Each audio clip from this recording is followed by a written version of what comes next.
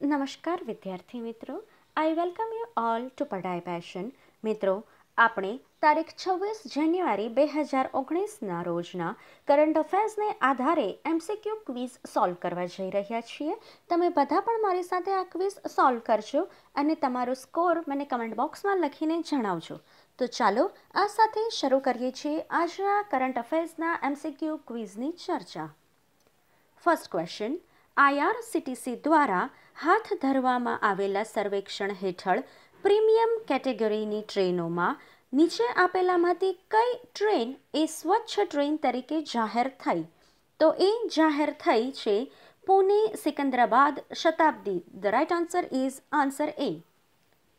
IRCTC દ્વારા આ જે સર્વે હાથ ધરાયો છે તેમાં સ્વચ્છતાના સર્વેક્ષણમાં 209 જેટલી ટ્રેનોને આવરી લેવામાં આવી હતી અને 16 જે ઝોન છે રેલવેના તેને પણ સમાવેશ કરાયો હતો. ભારતીય railway catering and tourism corporation IRCTC દ્વારા આ સર્વે હાથ ધરાયો હતો અને અધર ધેન પ્રીમિયમ કેટેગરીમાં ટોચમાં કોચુવેલી ચંદીગઢની સંપર્ક ક્રાંતિનો સમાવેશ થયો હતો. આમાં પ્રીમિયમ કેટેગરીની ટ્રેનમાં નોર્થ ઝોનનો ટોચનો રેન્ક રહ્યો હતો અને અધર ધેન પ્રીમિયમ કેટેગરીમાં સાઉથનો ઝોન એ ટોચ ઉપર રહ્યું હતું. સો નેક્સ્ટ ક્વેશ્ચન, કયા રાજ્યએ કાપૂસ માટે 5% ક્વોટા અને જનરલ કેટેગરીની બીજી જાતિઓ માટે 5% EBCના ક્વોટા આપવાનું નક્કી કર્યું છે? તો એ નક્કી કર્યું છે આંધ્રપ્રદેશે. The right answer is answer B. EBC category હેઠળના આજે અડધા જેટલા ક્વોટાને ઉચ્ચ જાતિ કાપૂસ માટે અનામત રાખવાની ખાતરી કરવામાં આવી હતી. એ માટેની આંધ્રપ્રદેશ રાજ્યની કેબિનેટની જે અધ્યક્ષ પદ હતું તે આંધ્રપ્રદેશના મુખ્યમંત્રી ચંદ્રબાબુ નાયડુએ સંભાળ્યું હતું. કાપૂસ એ મુખ્યત્વે આંધ્રપ્રદેશ અને તેલંગાણામાં એક કૃષિ સમુદાય છે કે જેનો રાજકીય રીતે ખૂબ જ પ્રભાવ પડે છે. એટલે એ માટે પણ આ કાપૂસને એક ખુશ કરવા માટે 5% ક્વોટા ડિક્લેર કરવામાં આવ્યા હતા અને ચંદ્રબાબુ નાયડુએ આંધ્રપ્રદેશના ઇલેક્શન માટે જ્યારે એમનો એક મેનિફેસ્ટો રેડી કર્યો હતો ત્યારે એ મેનિફેસ્ટોમાં પણ એમણે આ કાપૂસ જાતિને અનામત આપવા માટેનું પ્રોમિસ કર્યું હતું. તો એ પૂરું કરવા માટે પણ આ અપાયું છે અને રાજ્યના 5 કરોડ લોકોમાં કાપૂસ જાતિના સમુદાયના લોકોનો લગભગ 26% જેટલો હિસ્સો છે. Next question, zoological survey of India ZSIનું મુખ્ય મથક ક્યાં છે? તો એ આવેલું છે કોલકાતા ખાતે. મિત્રો, આ તમે અહીં એનો લોગો જોઈ શકો છો. ઝૂઓલોજિકલ સર્વે ઓફ ઇન્ડિયા કે તે પર્યાવરણ અને વન મંત્રાલયની એક સંસ્થા છે જે 1916માં સ્થપાઈ હતી. તે કોઈ પણ અધિનિયમ હેઠળ સ્થપાઈ નથી, તેથી તે કોઈ જાતની વૈધાનિક સંસ્થા પણ નથી. આ ZSI દ્વારા એક કરંટ અફેર્સ માટે તેમણે એક ઉભયજીવી પ્રજાતિઓનો એક રિપોર્ટ બહાર પાડ્યો હતો અને એ રિપોર્ટમાં તેમણે 33 જેટલી પ્રજાતિઓને ડેન્જર કેટેગરીમાં રેડ લિસ્ટમાં નાખી હતી. નેક્સ્ટ, તાજેતરમાં 100 ODI વિકેટ્સ પૂર્ણ કરવા માટેનો સૌથી ઝડપી ભારતીય બોલરનો આ રેકોર્ડ કોના નામનો બની ગયો છે? તો એ બની ગયો છે મોહમ્મદ શામીના નામનો. The right answer is answer D. બંગાળનો આ જે ખેલાડી છે મોહમ્મદ શામી, તેમણે આ સીમાચિહ્ન સુધી પહોંચવા માટે ફક્ત 56 ODIનો જ સામનો કર્યો છે, જ્યારે આ અગાઉના રેકોર્ડ ધારક ગુજરાતના ઇરફાન પઠાણે એના કરતાં 3 મેચ વધારે રમી હતી. એટલે કે એમ ઇરફાન પઠાણે 59માં 100 વિકેટ ઝડપી હતી અને શામીએ 56માં 100 વિકેટ ઝડપી. જેણે એટલે કે આ ઇરફાન પઠાણે 2006માં તેની છેલ્લી 100મી વિકેટ પાકિસ્તાન સામેની આબુધાબીમાં લીધી હતી અને શામીએ ન્યૂઝીલેન્ડ સામે હાલમાં જે ઇન્ડિયા વર્સેસ ન્યૂઝીલેન્ડની સિરીઝ ચાલી રહી છે તેમાં જે નેપિયરમાં ગેમ રમાઈ હતી તેની પ્રથમ ODIમાં શામીએ માર્ટિન ગુપ્ટેલ કે જે ન્યૂઝીલેન્ડનો ઓપનિંગ બેટ્સમેન છે તેની વિકેટ ઝડપીને 100 વિકેટનું તેનું લક્ષ્ય પૂરું કર્યું હતું. નેક્સ્ટ ક્વેશ્ચન, 12 વર્ષીય પુણે સ્થિત છોકરો એણે સમુદ્રમાં પ્રદૂષણ ઘટાડવા અને દરિયાઈ જીવની રક્ષા કરવા માટે ERVIS નામનું જહાજ ડિઝાઇન કર્યું હતું. તો એ બાળકનું નામ શું છે? તો એનું નામ છે હાઝિક કાઝી. આન્સર એ. આ હાઝિક કાઝી જે છે તેણે એક ERVIS નામનું જહાજ ડિઝાઇન કર્યું છે. આ જહાજમાં ફિટ કરાયેલા સેન્સર એ પ્લાસ્ટિકના કચરાને તેના કદ અનુસાર અલગ કરે છે અને આ કચરો 5 ભાગોમાં અલગ અલગ રીતે વહેંચવામાં આવશે. વહાણના તળિયામાં એણે અન્ય સેન્સર ફિટ કર્યા છે, જેમાં ફસાયેલા નકામો કચરો અને પાણીનો જીવ કે જે એ નકામા કચરામાં ફસાઈ ગયો છે તેને અલગ કરવા માટે પણ કામ કરશે. એ હાઝિક કાઝી પ્રદૂષણ માટેનું એક અવેરનેસનું કામ કરે છે અને એ માટે તે સંરક્ષણ સંગઠન સાથે કામ કરી રહ્યો છે કે જે સમુદ્ર પ્લાસ્ટિક પ્રદૂષણ અને તેને અટકાવવા માટેના રસ્તાઓની જે ખરાબ અસરો છે તેનાથી લોકોમાં જાગૃતતા ઊભી કરી રહ્યા છે. Next question.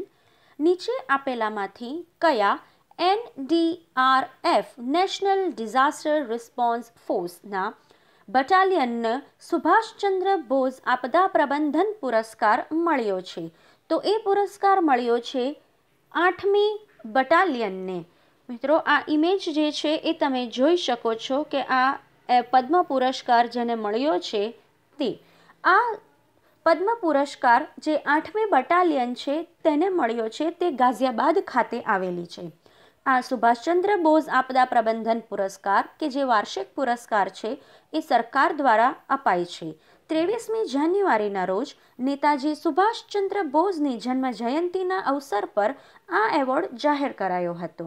આ પુરસ્કારમાં પ્રમાણપત્ર અને રોકડ ₹51 લાખનું ઇનામ આપવામાં આવે છે. 8મી બટાલિયન દ્વારા 2006માં ખૂબ જ સારું રેસ્ક્યુ ઓપરેશન હાથ ધરવામાં આવ્યું હતું. તેમણે રાષ્ટ્રીય રાજધાની ક્ષેત્ર NCR દિલ્હી, ઉત્તરાખંડ, પશ્ચિમ યુપી અને હરિયાણાના ક્ષેત્રને આવરી લઈને આ કાર્ય કર્યું હતું અને બટાલિયને 314 મોટી કામગીરીમાં ભાગ લીધો છે.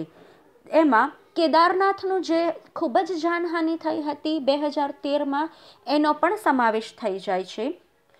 તેમાં એણે લોકોને 50,000 જેટલાથી પણ વધારે લોકોનો જીવ બચાવ્યો છે. એટલે આ ગાઝિયાબાદ સ્થિત 8મી બટાલિયનને આ એવોર્ડ અપાયો છે. મિત્રો, સુભાષચંદ્ર બોઝ હાલમાં જ સુભાષચંદ્ર બોઝની આ જન્મ જયંતિના ઉજવણીના પ્રસંગે વડાપ્રધાન શ્રી નરેન્દ્ર મોદીએ નવી દિલ્હી ખાતે નેતાજી સુભાષચંદ્ર બોઝ મ્યુઝિયમનું પણ ઉદ્ઘાટન કર્યું છે. આ સિવાય આઝાદ હિન્દ ફૌજના જે ધ્વજ લહેરાવવાના 75મા પ્રસંગની ઉજવણીના ભાગરૂપે આંદામાન નિકોબારના 3 આઇલેન્ડનું નામ પણ બદલવામાં આવ્યું છે. નેક્સ્ટ. ભારતીય Africa field training exercise IAFTX 2019 એ કઈ જગ્યાએ યોજાનાર છે? તો Indian Africa field training exercise IFTX એ પુણે ખાતે યોજાનાર છે. આ IAFTX જે એક્સરસાઇઝ છે તે પુણેના ઓંધ મિલિટરી સ્ટેશન અને મિલિટરી એન્જિનિયરિંગ કોલેજમાં 18થી 27 માર્ચ વચ્ચે હાથ ધરવામાં આવશે. આ સંયુક્ત ટ્રેનિંગ એક્સરસાઇઝથી 1 ડઝન કરતાં પણ વધારે આફ્રિકન દેશો દ્વારા ભારત સાથે કરવામાં આવી રહી છે. તે ભારતને માનવતાવાદી કાર્યવાહી અને સંયુક્ત શાંતિ અભિયાનના સહકાર આપવા માટે કરવામાં આવે છે. આ IAFTX 2019 એ આફ્રિકન ખંડના સભ્ય રાષ્ટ્રો સાથે વધતા જતા ભારતના રાજકીય અને લશ્કરી જોડાણનું એક સકારાત્મક પગલુંનું પણ સૂચન છે. 2019નો બ્લૂમબર્ગ ઇનોવેશન ઇન્ડેક્સમાં ભારતનું સ્થાન શું છે? તો ભારતનું સ્થાન છે 54મું.